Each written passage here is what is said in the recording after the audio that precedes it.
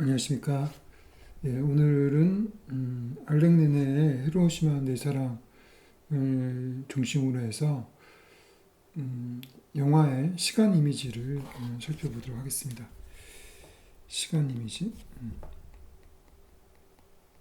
그러니까 영화에서 그 시간, 특히 이 히로시마 네 사랑이 어떻게 시간을 그리고 있는지 이런 것을 살펴보도록 하겠습니다. 우선 여러분들이 이제 영화 처음에 시작했을 때 이제 첫 번째 숏 이것이 굉장히 인상적이었죠, 그죠? 예. 저도 굉장히 뭐 이러한 이미지는 이제 본 적이 없죠, 그죠? 이제 예, 사람 이 나신 위에 이렇게 먼지나 재 이런 것들 모래 같은 이제 이 낙진이죠, 낙진 그죠? 예. 그 낙진이 이제 쌓이는 그러한 이미지죠, 그죠? 그 재와 먼지를 뒤덮인 두 어깨라는 이미지가 처음에 나옵니다. 그래서 그 이미지가 이 영화의 어떤 시간을 시각화하는 또 공간화하는 그런 이미지가 아닌가라고 생각이 듭니다. 지금 뭐냐면 이거는 과거와 현재를 동시에 보여주고 있는 거죠. 그러니까 이제 현재의 이 히로시마에 사랑하는 그 두 연인 플러스 또 이런 히로시마 원폭해에서 고통받는 그러한 사람 그리고 또 전쟁을 통해서 고통을 받고 있는 그런 사람 그런 기억 이런 것들이 이제 함께 공존하는 것이죠. 그래서 히로시마에 있는 죽음의 죄는 히로시마 시민들이 과거의 역사를 잊은 듯 과거 독일 병사의 죽음에 대한 망각과 연결된다. 그렇죠, 그죠? 이런 히로시마 시민들이 잊고 있다가 그런 전시회 같은 데 가서 다시 그거를 상기하는 것처럼 여기서 엘르도 자신의 예전 독일 병사와의 사랑 그 기억을 잊고 있다가 히로시마의 어떤 그런 상황, 히로시마의 뭐 피켓이라든지 그런 전쟁의 고통 속에 있는 그런 사람들의 사진들 이런 것들을 보게 되면서 자신의 아픈 기억들을 다시 소환을 했다라고 볼 수가 있는 것이죠. 그래서 엘르, 이 주인공 엘르는 프랑스 르베르에서 일어났던 사랑 이야기를 히로시마에 심리적으로 투사하고 있다라고 볼 수가 있죠. 이 샷이 그것을 상징적으로 보여주고 있습니다. 그리고 또 이제 영화가 좀 더 시작돼가지고 또 요런 샷들이 있었죠, 그죠? 예. 그래서 엘르가 현재 루이의 손을 보고 과거에 과거 독일군 연인의 손을 이제 떠올린 거죠. 그리고 그 손뿐만 아니라 그때 죽어가고 있었던 그런 상황을 이제 떠올린 것이죠. 그래서 손을 통해서 또는 히로시마 거리를 통해서 그 이미지들이 다시 연결되는 것이죠. 근데 그런 이미지들 사이에는 논리적인 연관성이나 연속성이 사라지고 그 이미지들은 파편화된다는 것이죠. 마치 이제 이게 그런 오스웰즈의 시민 케인처럼 과거의 어떤 이야기가 현재의 문제를 푸는 그런 실마리로서 논리적인 근거로서 작동하는 그런 영화가 아니란 것이죠. 그런 이미지가 아니고 그냥 그 이미지들은 서로 조각난 것처럼 그렇게 존재하고 있고 그런 것들이 선뜻선뜻 출몰하듯이 그렇게 나타나는 것이죠. 그래서 일상적인 지각에서 일반적인 우리의 이제 지각에서는 시간의 순서를 정하게 되는 일상적인 지각에서 시간의 순서를 정하게 되는 그런 논리적인 관계의 틀이 무너지고 개별 이미지들이 독립적으로 존재하는 것이죠. 그리고 현재의 손과 과거의 손은 마치 히로시마와 리베르 사이를 가로지른 다리의 역할을 하고 있죠. 그렇죠? 그 두 손 이미지는 과거의 순간과 현재의 순간을 서로 또 분리를 하고 있죠. 이 나눔에 의해 하나의 공간에서 다른 공간으로 뛰어넘게 되는 것이죠. 그래서 이제 바로 이 공유된 영역, 이제 이 루이와의 관계와 그리고 또 예전 연인과의 관계, 루이와의 공간, 또 연인과의 공간, 루이의 시간, 연인과의 시간, 이것 사이에 공유된 영역이라는 것이 바로 손이죠, 손. 손. 그리고 이것은 이제 이렇게 시각적으로 유사하죠. 그래서 우리가 보통 이제 뭐 자라보고 놀란 것은 소뚜껑 보고 놀란다, 뭐 이런 말이 있잖아요, 그죠? 근데 이것이 사실은 이거 역시 말도 안 되는 거죠. 이게 우리가 소뚜껑하고 자라가 이게 시각적인 유사성은 있지만은 그것을 이제 소뚜껑을 자라로 본다는 것은 말이 안 되잖아요, 그죠? 논리적으로 말이 안 되는데 잘 보면 그렇지 않은데 우리의 무의식이라든지 이런 것은 논리적이지 않다는 것이죠. 그 뻔히 알아요. 이게 소뚜껑이 자라가 아니라는 걸 알고 있는데 그때 그 마음은 굉장히 무섭고 깜짝 놀란다는 것이죠. 꼭 그런 것뿐만 아니라 이제 우리가 과거에 어떤 트라우마가 있다면은 그 트라우마와 별로 관계가 없는 어떤 물건을 보고도 갑자기 그런 무의식적으로 그런 우울함이 든다든지 고통이 몰려온다든지 불안이 온다든지 뭐 이런 것들이 있어요. 근데 그건 논리적으로는 말도 안 되는 경우가 있어요. 전혀 연결성이 없는데도 우리는 그렇게 될 수 있다는 거죠. 예. 그러니까 한마디로 이제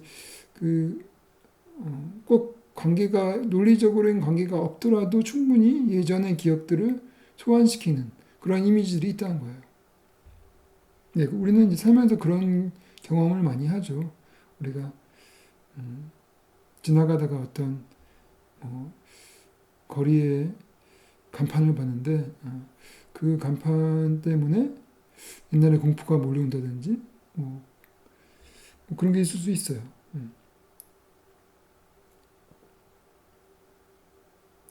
그래요.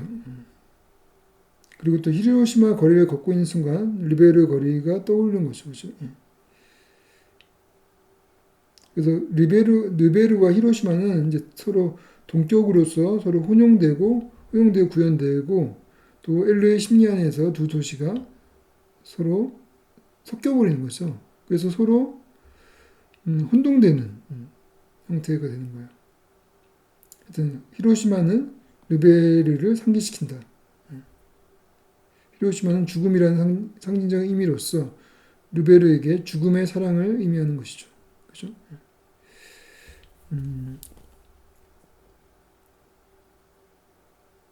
그렇죠. 서로 이제 죽음이라는 그런 공유된 영역이 있는 거죠. 공유된 영역, 그죠?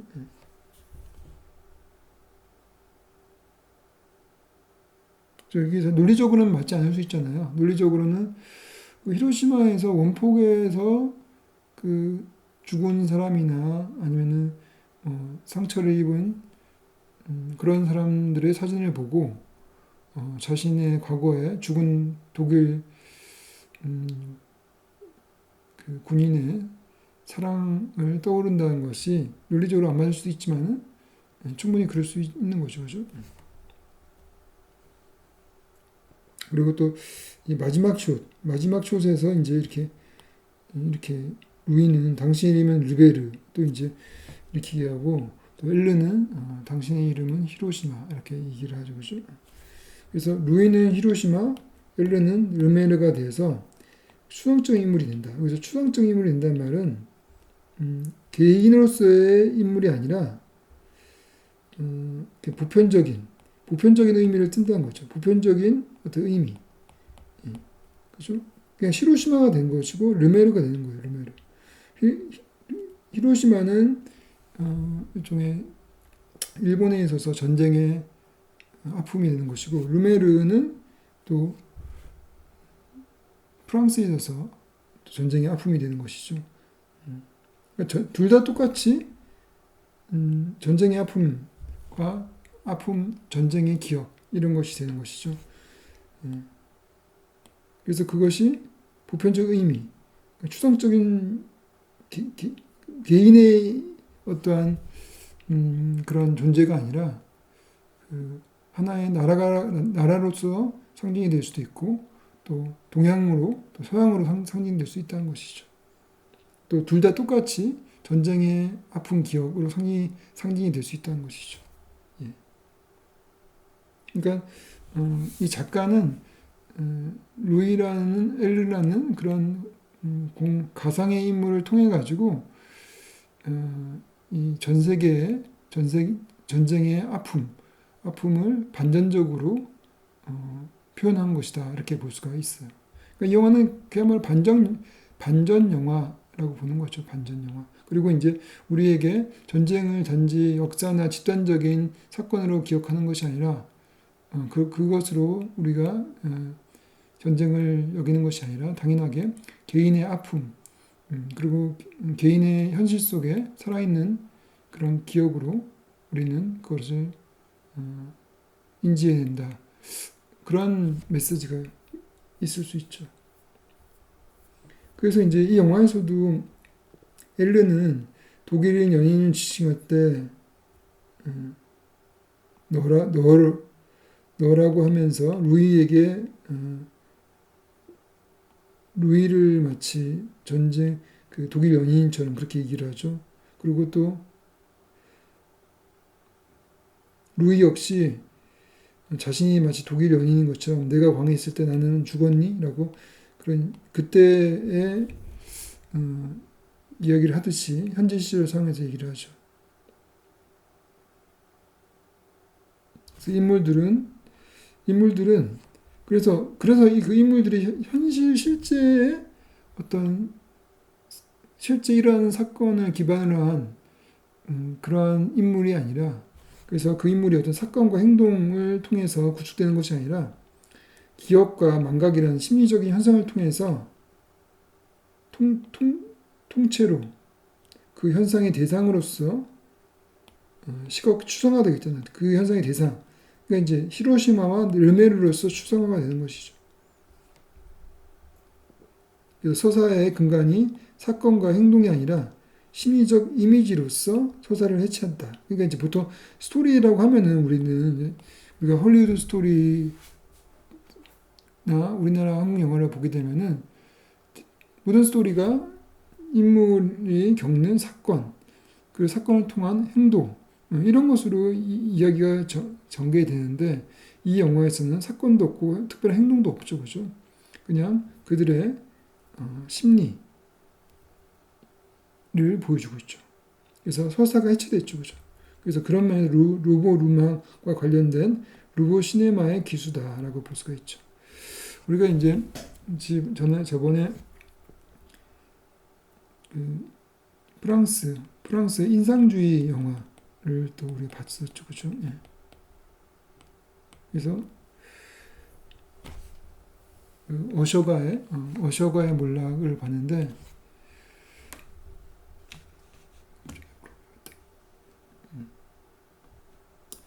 그 어셔가의 몰락을 볼 때 그 어셔가의 몰락도 이제 기존 영화와 많이 달랐던 점이 그런 주인공의 심리를 굉장히 그 자연이나 어떤 그런 커튼 이런 것을 통해 가지고 표현을 많이 했었죠. 그랬는데 그래도 이제 그 영화는 이제 기본적인 사건이 있고 행동이 있고 했었죠. 그래도 이제 기존의 그 그리피스 영화처럼 그렇게 오로지 사건의 연결로서의 영화가 아니라 그 주인공들의 특히 주인공의 어떤 심리를 굉장히 잘 그린 영화라고 볼 수가 있죠. 그런 것처럼 그야말로 그 인상을 잘 그렸죠, 그죠? 그런 것처럼 그런 것을 넘어서 이제는 아예 사건과 행동이 없고 오로지 심리만 다룬 의식의 흐름, 기억의 흐름 이런 것만 정신적인 것만 다룬 영화가 나왔죠, 그죠? 그러니까 이제 프랑스적인 영화다라고 볼 수 있어요, 그죠? 예, 그러니까 프랑스적인 영화라는 말은 뭐냐면 그 자기 자신들의 그런 선배 감독들이 영향을 받은 것이죠, 그죠? 예. 그리고 어떤 그런 기존 영화 사의 흐름 속에서 앞선 세대들의 감독들의 영향을 받은 그런 영화다라고 볼 수가 있죠. 그러니까 이제 갑자기 뭐가 뚝 떨어지지 않는 것이죠. 이런 로봇 시네마가 나오기 위해서는 이러한 프랑스 인상주의 이런 영화가 앞선에 존재했기 때문에 이런 것도 가능했다라고 볼 수가 있죠, 그죠? 그 영화 사적 흐름 속에서 연결된다고 볼 수 있습니다.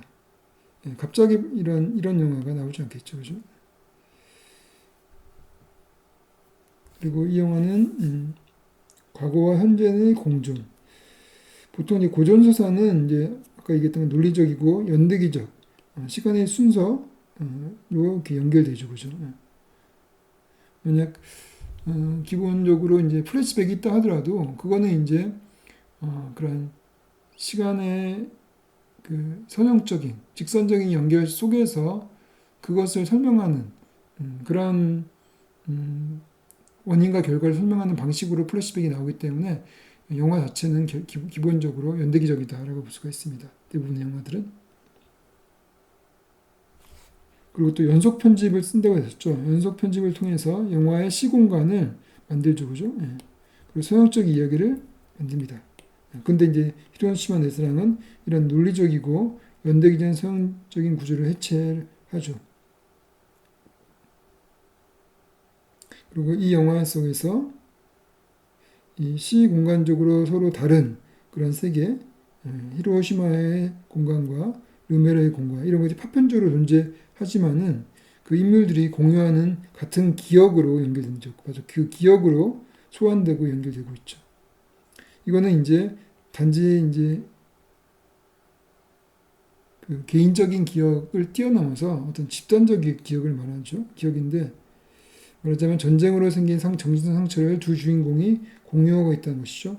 이거는 두 주인공이 공유하는 것뿐만 아니라 이제 이 영화를 보는 모든 사람들과 공유를 한다고 볼 수가 있죠. 그리고 동시대에 이 전쟁을 겪었던 많은 사람들과 공유를 한다. 그러니까 일종의 이 영화는 2차 세계대전 이후에 집단적 기억을 동서양의 모든 집단적인 기억을 다룬 영화라고 볼 수가 있죠.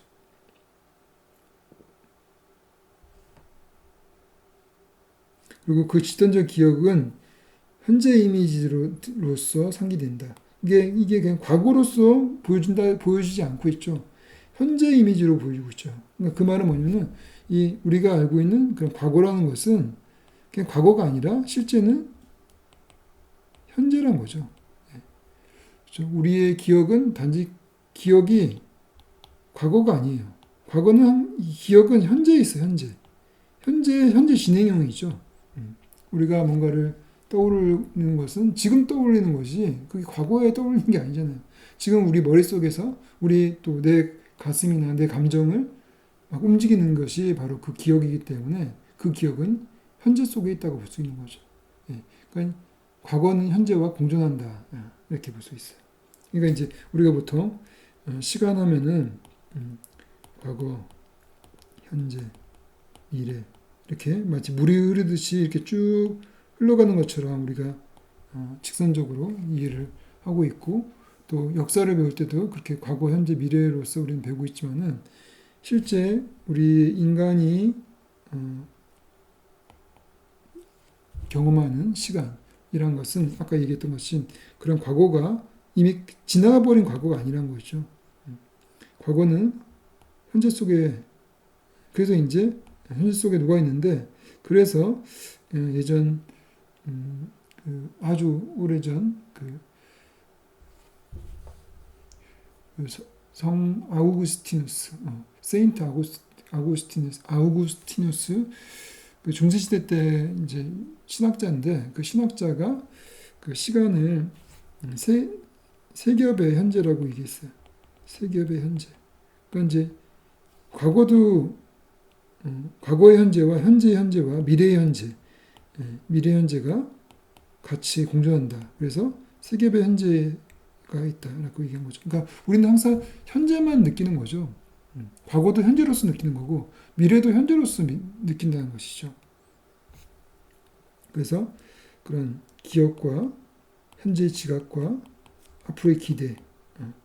그러니까 그 기대도 뭔가를 상상하거나 기대하거나 이런 것도 결국 현재 속에 있는 거죠. 현재 속에서 내가 그게 이루어지고 있는 거죠. 현재 속에서 상상하고 현재 속에서 그걸 불안해하고 그 기대하면서 기뻐하고 그게 바로 현재 속에 있다는 것이죠. 그러니까 기대, 기억, 미래, 과거 이 모든 것이 결국은 현재의 지각 속에 있다는 것이. 그래서 그런 면에서 이 집단 과거는 과거로 끝난 것이 아니라 현재의 이미지로서 상기되고 있다. 그리고 보통 이제 영화 속 고전 서사 또 고전 영화에서 선적 공간에서 개별 공간들은 독립적으로 존재를 하죠. 또한 하나의 영역에서 다른 영역으로 이동에는 공통의 영역이 존재하지 않죠. 그러니까 플래시백으로서 과거에 일어났던 그런 사건 때문에 그죠? 현재 주인공이 어떤 그 법정에 그 송사에 휘말려 있다 이렇게 볼 수 있죠. 과거에 있었던 일 때문에. 그러면 그 과거의 이 원인으로 해서 현재 이 법정 송사가 일어난 걸로 보는 거죠. 그런 경우에는 그 과거의 그런 사건과 현재 송사 이 두 가지 사이에 공통 영역이 존재하지 않는다는 거죠. 그냥 원인과 결과로서 그냥 끝낸다는 거죠. 다른 영화에서는. 근데 이 히로시마 내사랑에서 개별 공간, 르메르나 히로시마 그런 공간들은 과거의 지층으로 나타나며 현재 순간에서 맞는다 이렇게 되죠.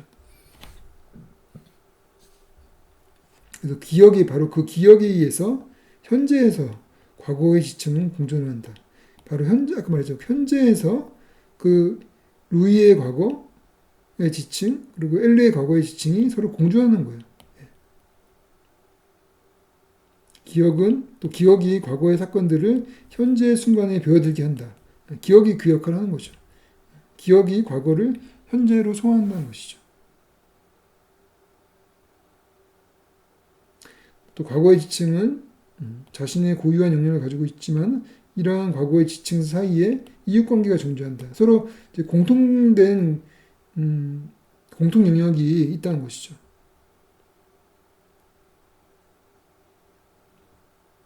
그래서 아까 그 공통 영역이 이제 손에서 이제 공통 영역이 있었던 것이고, 그러니까 어떤 식으로 연결될지 몰라요, 그죠?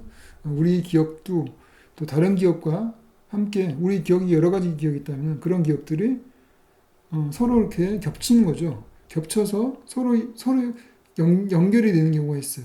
예.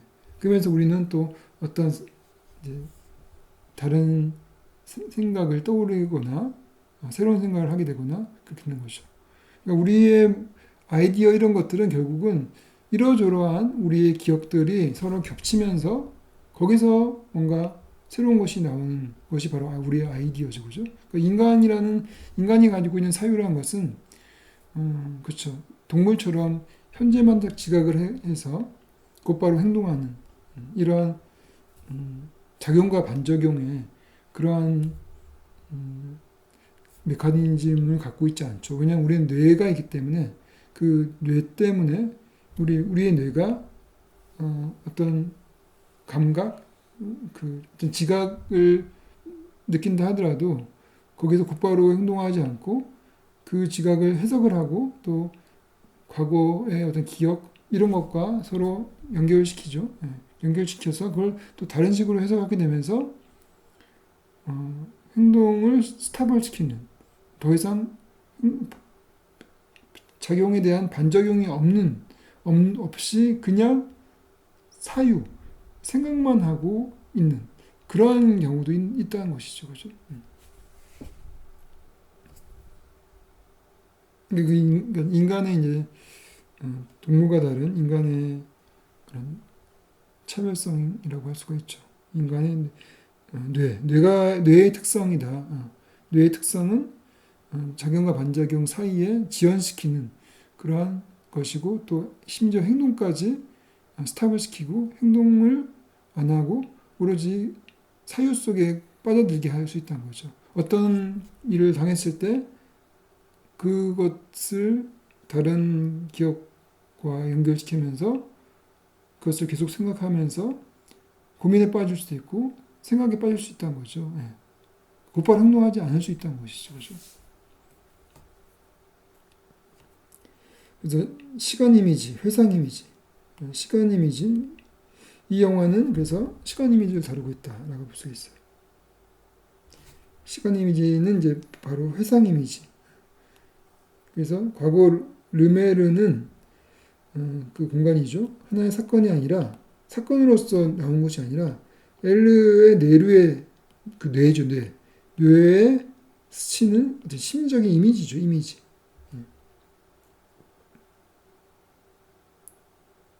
그거는 어떤 행동 단위로서 어떤 시퀀스를 이루는 것이 아니죠. 보통 우리 일반적인 영화는 그런 과거의 사건이 또 다른 사건과 연결되면서 하나의 시퀀스를 이루면서 작은 이야기를 만들죠, 그죠? 그런 것이 아니라 그냥 독립된 기억의 조각이다. 그래서 그런 면에서 엘링레는 이 영화에는 플래시백의 순간이 전혀 없다라고 얘기한 거예요. 일반적인 원인과 결과로서의 플래시백이 없다. 그냥 기억의 조각들이 서로 현재 속에서 보여주고 있다는 것이죠. 왜냐하면 플래시백이라는 건 결국 현실을 이해하기 위해서 과거의 사건을 인과적으로 설명하는 기법인데 그런 기법으로 이 기억을 쓰지 않았다는 거예요. 과거의 기억이 왜냐하면 이 플래시백은 과거의 사건은 과거고 현재는 현재 이렇게 순차적인 그리고 또 서로 공존하지 않고 따로따로 독립적으로 있고 그리고 연대기적인 시간 순서된 순차적인 그러한 관계라고 한다면은 여기서의 과거와 현재는 무익 속에 상처로 남아있는 것이고 그래서 현재에 영향을 끼치는 것으로서 현재 공존하는 거죠. 과거와 현재는 서로 같이 있는 거예요. 같이. 순차적으로 있는 것이 아니라 서로 이렇게 같이 있어, 같이. 같이 있다는 것이죠.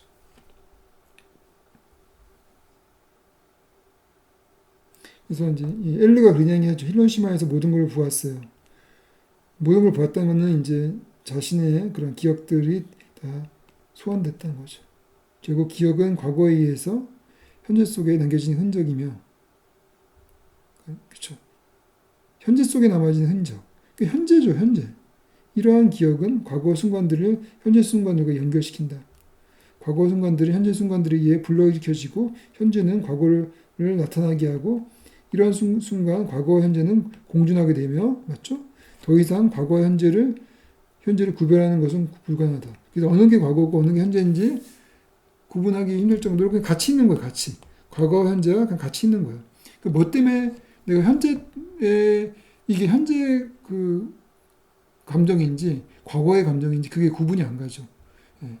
나의 슬픔이 현재의 슬픔인지 과거의 슬픔인지 구별이 가지가 않죠. 그죠? 현재 이미지와 과거의 이미지가 구별이 안 되는 것처럼 결국 선형적인 순서는 의미가 없어지고 시간은 메비우스 띠처럼 꼬이게 되는 것이죠. 시간이 이게 서형적으로 이렇게 흘러가는 게 아니란 거죠. 마치 메비우스 띠처럼 이렇게 서로 연결되는 거죠. 이 과거인 줄 알았더니 현재고 현재인 줄 알았더니 과거고 이렇게 메비우스 띠처럼 꼬이게 된다는 것이죠. 그래서 메비우스 띠에서 어느 지점이 출발점인지 도착점인지 어디가 출발점이고 이게 출발점인 줄 알았더니 이게 도착점이었고 이게 시작이었던 줄 알았더니 이게 끝이었고 이런 것이죠. 구별이 불가능한 시간의 선후 관계가 연대기적인 순서로 파악될 수 없는 그렇게 순차적으로 파악될 수 없는 시간이죠. 그래서 시간은 이렇게 흘러가는 물처럼 흘러가는 게 아니란 거죠. 아니고 서로 이렇게 꼬이는 그죠? 메비우스티처럼 지나간 줄 알았더니 다시 돌아오는 거고 돌아왔는데 다시 사라지고 또 다시 돌아오고 이러한 이제 것이 시간이다.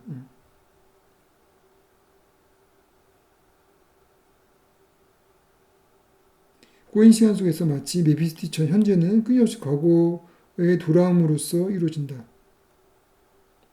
현재는 과거가 상기되는 과거가 돌아옴으로써 현재가 만들어지는 것이죠. 반대로 과거는 단지 현재로서 상기될 뿐이다. 그러니까 과거는 과거가 아니라 현재로서 상기된다는 거죠. 아까 말했던 것처럼. 결국 현재는 불확실성에 사로잡히고 흩뿌리채로 결국 현재는 흘러가면서 과거를 펼치거나 설명한 것처럼 보인다. 그렇죠. 항상 현재는 흘러가면서 동시에 과거를 펼치죠. 그래서 들레이즈에게 있어서 시간은 흘러가는 현재들과 현재 속에 동시적으로 보조하는 과거로 구별될 수 있다. 시간이라는 들레이즈에서 시간은 들레이즈 이제 시네마 1, 2를 쓴 그런 철학자인 들레이즈, 질 들레이즈죠. 질 들레이즈에서 시간은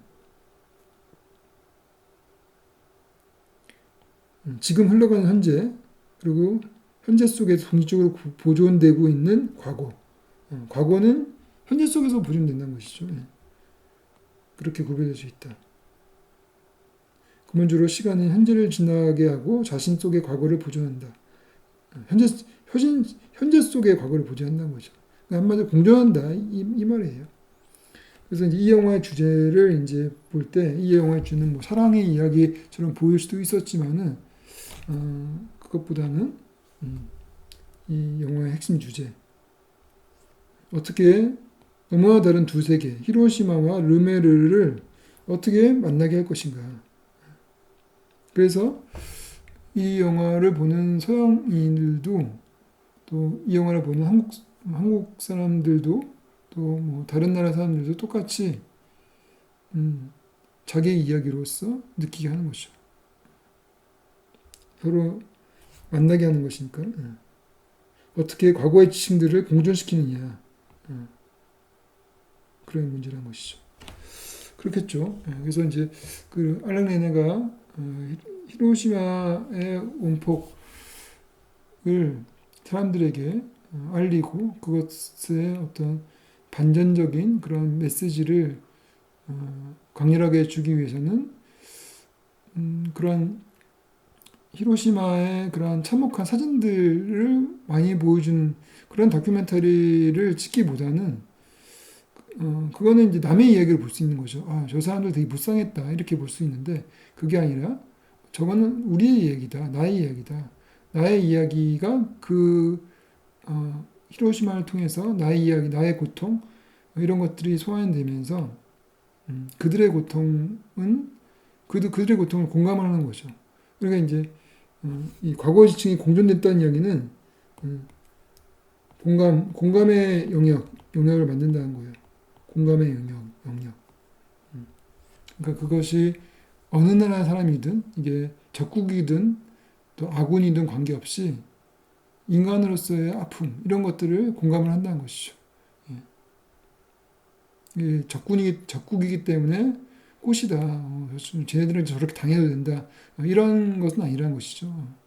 이런 것이 아니고. 그러니까 프랑스와 이제 일본은 서로 적국이죠. 다시 2차 세계대전에서는 프랑스는 동맹국가고 연합군이었고 또 일본은 동맹국이었죠. 그래서 이제 서로 적국이었죠. 그죠? 근데 이제 누가 적국이고 아군과 관계없이 히로시마에 일어나는 그런 고통, 현재 진행적인 고통이라는 것은 유럽에서 이 전쟁을 통해서 그 여전히 겪고 있는 그런 아픔과 다르지 않다는 거죠. 서로 연결된다는 거죠. 서로 그런 과거들이 공존한다는 거죠. 그게 전쟁을 통한 그런 고통이라는 것은 동서양 관계없이 같은 과거의 지침으로서 공존을 하고 그것이 현재 속에 살아있다는 것이죠. 예. 그러니까 이게 과거의 문제가 아니라 현재의 문제다. 우리의 문제고 너와 나의 문제지 그것이 나하고 관계없는 문제가 아니라는 것이죠. 예. 그런 거를 이제 드러내기 위해서 쉽게 누구나 공감할 수 있는 개인의 트라우마, 개인의 어떤 아픔을 이제 영화 속에 히로시마하고 이렇게 섞은 거예요. 섞어버린 거예요. 예. 그러니까 이제 엘의 아픔이라는 것은 히로시마, 루이의 아픔과 다르지 않다는 거죠. 예. 그럼 이제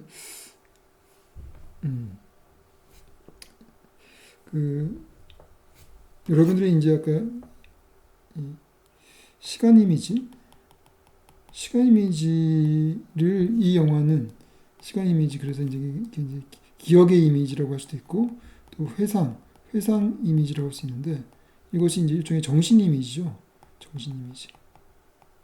그러니까 이제 그 과거의 이 고전 영화, 특히 고전 영화는 결국은 다 행동, 사건, 그러니까 행동의 이미지를 보여주죠. 행동의 이미지.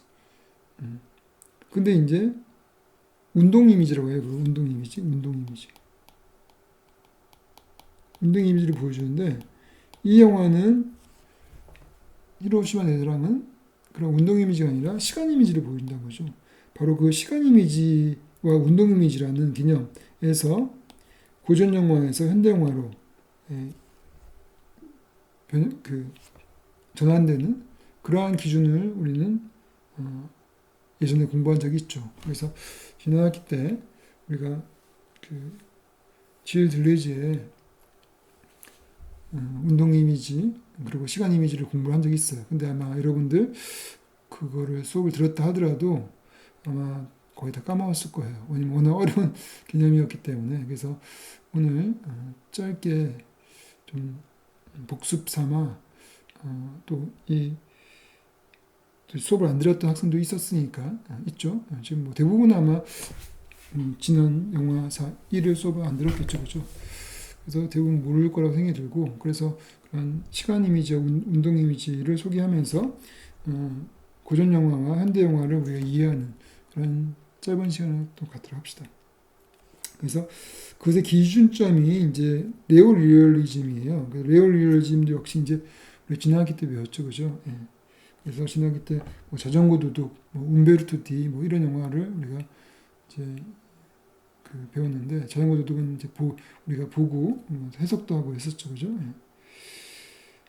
그래서 그 네오 리얼리즘 영화가 이제 현대 영화의 시작이다 이렇게 이제 질 들레즈는 얘기를 하는데. 그래서 고전 영화가 보였던 운동의 연속성과 예측 가능성이 중단되면서 현대 영화는 시작됐다. 그러니까 고전 영화는 아까 얘기했던 처럼 그런 그 사건의 연결,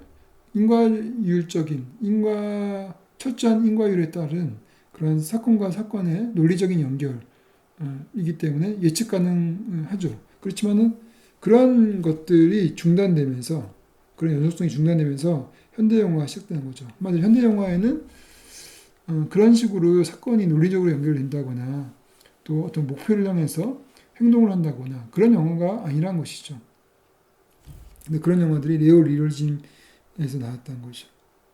그래서 네오 리얼리즘은 그런 스튜디오가 아니라 거리에서 촬영을 하고 또 비전문 배우들을 쓰고 또 불연속적인 시퀀스적인 편집을 했던 것이죠. 그래서 이 고전 영화 네오 리얼리즘을 비교를 해보면은 여러분 이번에 이제 봤던 조난 포텐킨 이런 것이 이제 고전 영화예요. 왜냐면 이제 뚜렷하게 이 병사들 하나의 주인공은 아니지만은 그 병사들과 도시 시민들 이제 이들이 이제 러시아의 민중이라고 하죠. 그들이 이제 일종의 주인공으로서 집단적인 주인공으로서 그런 부당한 처우를 저항해서 봉기를 하는 그 행동을 하죠. 행동. 그야말로 행동의 이야기, 행동. 그래서 또 거기서도 뚜렷한 원인과 결과에 의해서 이야기가 전개되죠, 그죠? 그래서 이들은 정말 행동을 합니다. 근데 이제 이 움베르토 디라는 영화를 보면은 거기 하숙집 하녀가 있는데 그 하녀가 굉장히 힘들게 살고 있어요. 그리고 자신의 처지도 비관을 하지만은 이렇게 봉기하듯이 행동에 나오지 않아요. 그냥 멍하게 응시만 하고 있고 아무런 행동을 못 하고 있어요. 그래서 이러한 들레지에 따르면 이러한 무기력한 응시라는 것은 이제 행동을 하지 않고 거기서 스탑이 된 상태. 그 상태에서 보여주는 그런 순수 시각적인 이미지가 있다는 것이죠. 하숙집 하녀가 그냥 멍하게 정면을 응시하고 있는 그런 이미지, 거기서 이제 순수 시각적 이미지라고 그런 이미지가 출현했다. 뭐냐면 이미지라는 것이 어떤 행동의 이미지가 아니라 그냥 운동이 없지만은 그 속에 시간이 담겨져 있는 변화하는 시간이 담겨져 있는 그런 이미지를 순수 시각적 이미지라고 이제 얘기를 하는데,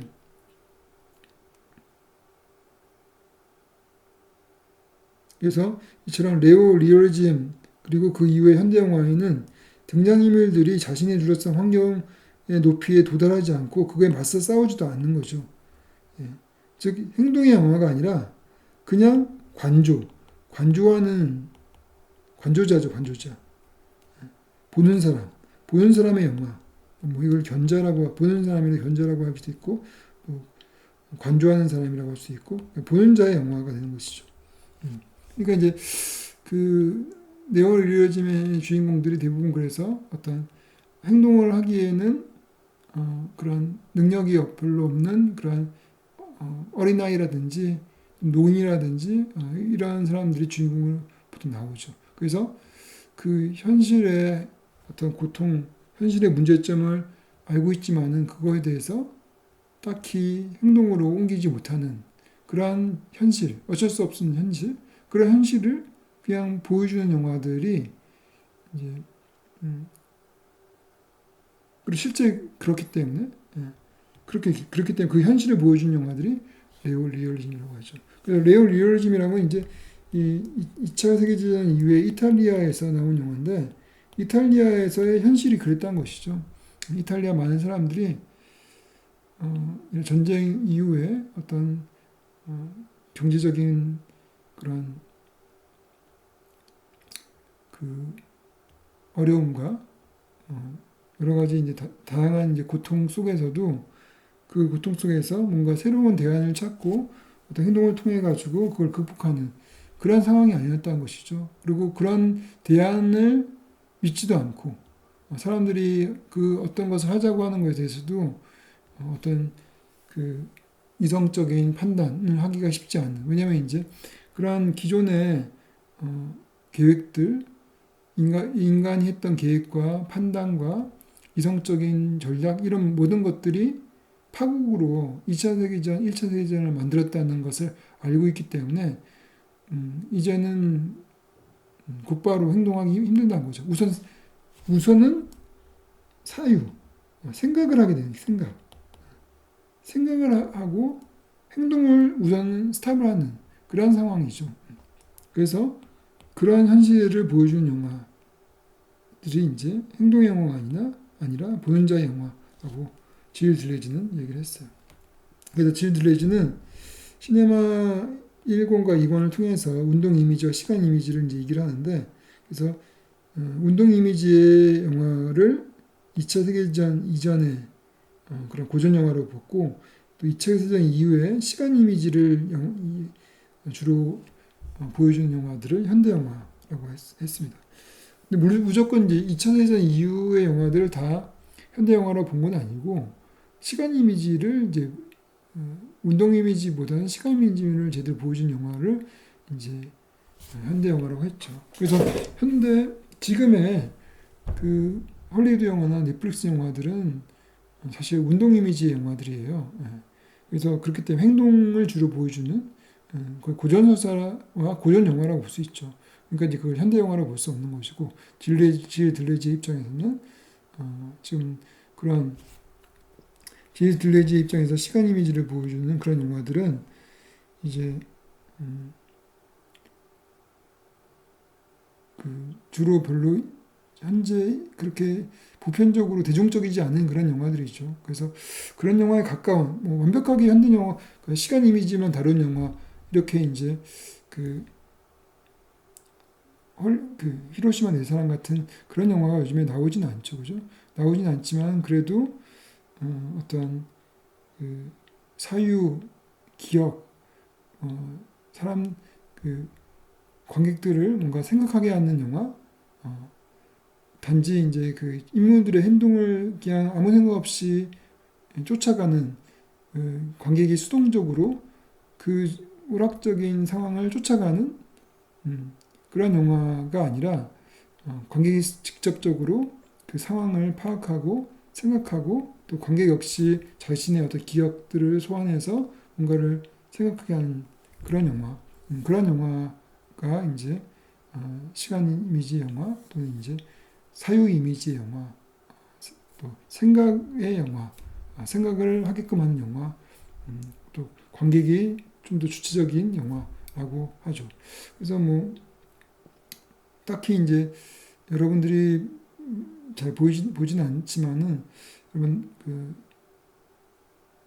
노매드 랜드, 노마드 랜드, 노매드 랜드라는 이제 영화가 있었죠. 그래서 작년도 아카데미 작품상을 받은 영화였죠. 예, 그런 영화를 보게 되면은 이제 어떤 그 주인공들이 어떤 그 자기 상황을 어떤 행동을 통해서 극복하는 그런 개척적이고 그런 투쟁적인 그런 영화가 아니라 그 노마드 그 미국에 있어서의 그런 유목민들 현대 유목민들 차를 타고 이렇게 떠돌아다니는 그런 사람들의 모습들을 있는 그대로 이렇게 잘 보여주는 그런 영화였어요. 그래서 그런 영화들이 이제 현대 영화의 성격을 좀 가지고 있다 볼 수 있고 또 우리나라 영화에서는 뭐 미나리 같은 영화들이 좀 그런 미국 그 이민자의 그런 사람들을 잔잔하게 그런 보여주고 있는 그런 영화죠.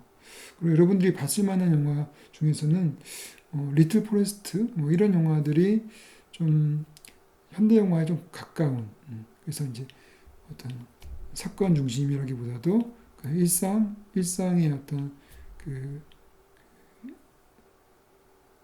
그들의 주인공의 어떤 생각과 또 주인공의 일상을 담담하게 그린 영화 그걸 통해서 관객들이 스스로가 우리의 삶이라는 것이 무엇이고 또 우리에게 음식이라는 것이 무엇이고 관계는 무엇이고 뭐 이런 것들을 이제 고민하게 하는 생각하게 하는 영화 뭐 이런 것들을 이제 우리가 보통 현대 영화라고 하죠. 그리고 또 그 어떤 액션 영화 이런 건 아니고 그야말로 이제 그 심리를 아주 인간의 어떤 의식의 흐름 뭐 이런 것들을 굉장히 디테일하게 다룬 그런 영화라든지 그러니까 한마디로 이제 여러분들이 좀 지루하게 생각하는 그런 영화들일 수 있어요. 그리고 또 넷플릭스에서는 거의 안 하지만은 가끔 있긴 있어요. 넷플릭스에서도 이제 여러분들 중에서 그 에드워드 양이라든지 에드워드 양의 양덕창이라고 하는데 에드워드 양의 고령과 살인 사건 뭐 이런 영화를 보게 되면은 그 영화가 기존 영화와 많이 다르다라는 걸 알게 돼요. 근데 영화가 굉장히 재밌습니다. 한번 보세요. 에드워드 양의 고령과 살인 사건 뭐 그런 영화가 있어요. 그리고 또 뭐 다른 애 형제의 자전거 탄 소년이라든지 또 그 봉준호 감독이 기생충으로 작품상을 받을 때 그때 그 칸네 영화제 그랑프리를 받을 때 황금 종려상을 받을 때 그때 이제 감독상을 받은 게 아메드 달이 되는 형제 아메드라는 영화였는데 그런 영화가 이제 현대 영화라고 볼 수가 있죠. 기생충은 이제 고전 영화죠. 고전 영화에 들어가는데 현대 영화적인 성격을 좀 가지고 있긴 있어요. 그 성격이라는 것이 바로 이제 그런 것이죠. 그 김기택이 송강호가 그런 그 특별한 행동을 잘 안 하죠, 그죠? 예. 그러니까 이제 특별한 계획을 하지 않고 그냥 이제 그 상황에 맞게끔 닥치는 대로 어떤 그 수습하는 그러한 형태죠, 그죠? 내가 뭐 계획을 해가지고 꼭 뭘 해야 되고 목표가 있고 그런 헐리우드의 어떤 행동하는 주인공, 뭔가를 극복하는 주인공, 뭐 이런 건 아니죠. 그냥 그 상황에 대처하는 그러한 좀 더 수동적인 그런 캐릭터인 점에서 좀 현대 영화의 캐릭터의 성격을 가지고 있죠. 있지만은 영화는 기본적으로 플롯 자체가 이제 고전서사 행동과 행동 그리고 사건과 사건이 아주 치밀하게 이게 그 논리적으로 연결되고 극적으로 연결된 그런 영화라고 볼 수가 있죠. 그럼 운동 이미지라는 건 뭐냐? 운동 이미지라는 거는 이제 운동 이미지를 주로 다룬 영화가 이제 고전 영화라고 볼 수 있는데 운동 이미지는 관광 운동 도식에 충실한 이미지를 말하는 거예요. 그리고 시간 이미지는 감각 운동 도식으로부터 해방된 순수 시각적 이미지 또 순수 청각적 이미지를 말하는 것이죠. 그럼 감각 운동 도식이라는 것을 알아야겠죠. 이건 뭐냐면은 모든 생명체가 수용하는 작용과 발생하는 반작용 사이에 연결이 유기적으로 작동하는 것을 의미한다. 그러니까 이제 그야말로 감각, 운동. 그래서 이제 이 지렁이가 딱 꿈틀하잖아요, 그죠? 예. 뭔가를 밟으면 꿈틀하잖아요, 그죠? 그것이 이제 작용과 반작용이죠, 그죠? 그대로 곧바로 그런 행동이 나오죠, 그죠? 예. 생각이 없잖아요. 지렁이는 생각할 수가 없잖아요, 그죠? 예. 그래서 지각에서 출발해서 인간은 지각에서 출발해서 뇌가 있기 때문에 정서적으로 뭔가를 감정을 갖죠, 그죠? 그러고 나서 행동을 하죠, 그죠? 그래서 이런 지각과 감정과 행동은 생명이 물질 세계에 존재하고 분화되는 유지되는 기본적인 구조가 되는 거죠. 그래서 이제 특히 인간은 이 감정이 훨씬 더 동물보다 더 역할이 많죠, 그죠? 그래서 이 운동 이미지는 그래서 들레지가 말하는 운동 이미지는 지각 이미지와 감정 이미지, 행동 이미지로 나눕니다. 나누죠. 그러니까 지각을 한 다음에 감정을 갖고 그리고 행동을 하고. 그래서 이제 이 고전 영화 보면은 뭐 서부 영화도 그렇고 모든 그런 뭐 그리피스의 불관용도 그렇고 거기서 모든 인물들이 어떤 상황에 닥쳤을 때 어떤 그걸 감각을 하고 그리고 어떤 감정을 갖고 또 곧바로 행동을 하고 그런 그 작용과 반작용의 그런 구조로서 계속 돌아가지고 그죠. 그래서 아무런 행동도 하지 않고 그냥 멍하니 있는 사람들이 별로 없죠, 그죠. 어떤 식으로인지 액션, 행동으로 이어지죠. 그리고 행동이 이어지지 않으면은 우리가 관객들이 싫어하죠. 지루하니까 그죠. 곧바로 행동으로 이어집니다. 근데 이 현대 영화는 그렇지 않다는 거죠. 특별하게 그래서 이런 관광 운동 도식이 고장 날 때 운동 이미지는 위기에 돌아간다. 그래서 이제 우리가 지난 학기 때 그 히치콕 감독의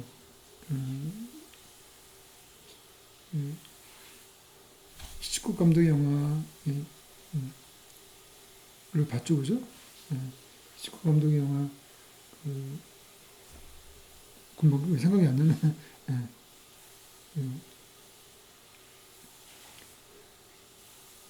그 영화 히치콕 감독의 영화를 보면은 음, 그 영화에서 이제 주인공이 다리를 다치잖아요. 다리를 다쳐가지고 그래서 이제 어, 행동을 못하고 오로지 이렇게 견자로서 바라보는 자가 되죠, 그죠? 대신 관객이 적극적으로 추리하고 또 행동하는 사람처럼 참여한다는 것이죠.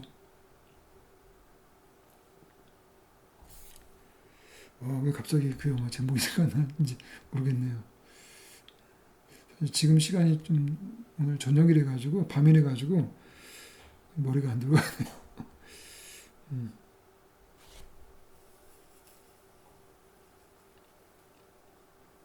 그만할까요? 그만. 좀만 더 하고 이제 그만들 합시다. 그래서 이제 그래서 이렇게 강강운동 도식이 고등날 때 운동 이민이 위기에 도래한다 이렇게 돼 있죠, 그죠? 그래서 네올리즘 영화들 이렇게 보면은 이렇게 아이, 노인, 소녀 같은 사회적 약자가 등장해서 그 약자들이기 때문에 어떤 의미 있는 행동을 할 수 있는 능력과 권력을 갖추지 못하고 있어요.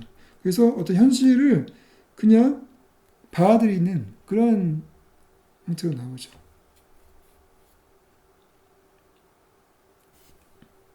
그리고 또 인물들이 방랑하는 그렇게 그뭐 거리를 방랑한다든지 또 어떤 여행을 떠난다든지 뭐 이런 이야기가 많죠, 그죠? 뭔가를 목표를 향해서 행동하고 이런 것이 아니라는 것이죠, 그죠? 그래서 서형적이고 연속적인 그런 형태가 아니고 이 스토리도 어떤 블록들이 불연속적으로 우연적으로 이렇게 터지고 에피소드들이 우연적으로 연결되고 그렇다는 거죠. 그게 바로 이제 우리의 현실과 연결되고 현실과 가깝다는 거죠. 우리 현실이라는 것은 사실 이렇게 영화처럼 고전 서사처럼 아주 논리적으로 이렇게 연결되지 않는다는 거죠. 이렇게 뻥뻥 이렇게 불연속적으로 일이 터지기도 하고 그 이유도 모르는 경우도 많고 그렇다는 거죠.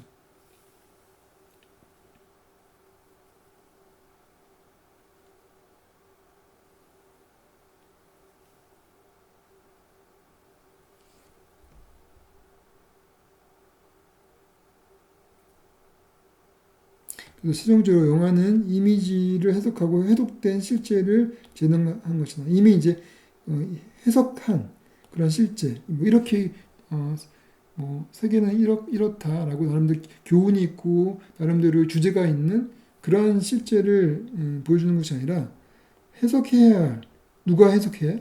관객이. 이미 작가가 다 해독해 놓은 것들을 작가나 감독이 이미 다 해석하고 해독한 그런 실제를 이렇게 재현하는 것이 아니라 관객이 해석할 그런 실제를 그냥 드러내기만 한다는 거죠. 그러니까 현실을 노출시키는 거.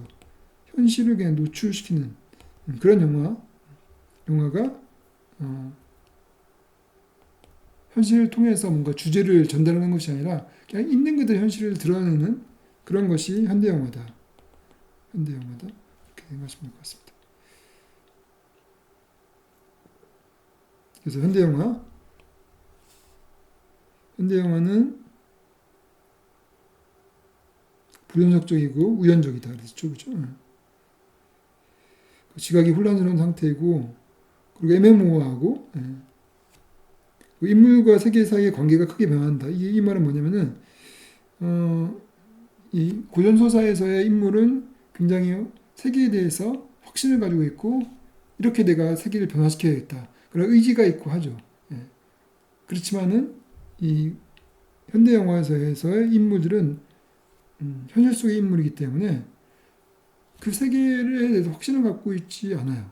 그리고 그 불신도 갖고 그리고 당연하게 안정적으로 느끼지도 않죠. 그러니까 세계와 연결이 돼 있지 않아요. 예.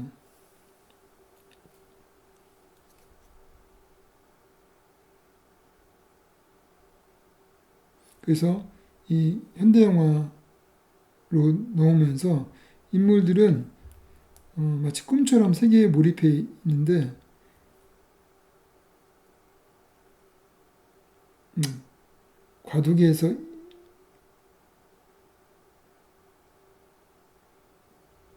네, 현대 영화로 넘어온 과도기. 그러니까 이제 아직까지 제가 고전 영화에서는 인물들이 꿈처럼 어, 세계에 몰입. 그러니까 이거는 이제 어, 과도기라는 거는 그걸 말하는 거예요. 여러분은 이제 그 프랑스의 아방가르 영화, 아방가르드 영화 우리가 그때 얘기했었죠. 그런 영화 이제 그 이 초현실주의 영화 이런 걸 보면은 인물들이 그 꿈에 몰입돼 있죠, 그죠? 꿈에 몰입돼 있어요. 예. 그러니까 이제 그전 고전 서사 영화는 행동을 했다고 하면은 그 사이에 아방가르드 영화 또 이제 초현실주의 영화에서는 인물들이 그냥 꿈에 쌓여져 있어요. 예, 꿈꾸듯이 막 행동하고 막 그렇죠. 그런데 본격적으로 현대 영화에 들어서면은 인물들이 마치 불면증 환자처럼 세계로부터 거리를 간다는 거죠. 그 단절을 한다는 것이죠. 예. 그래서 그냥 불면증 환자처럼 그냥 세계를 그냥 별로 그 세계와 몰입되지 않고 그냥 방랑하듯이 그렇게 떠돌아다닌다든지 이렇게 부유한다든지 그러한 것이죠. 그래서 자전거 도둑도 이제 그 현실과 딱 이렇게 연결되지 않고 그야말로 거리를 부유해 가면서 그렇게 자전거를 찾고 있죠. 그죠?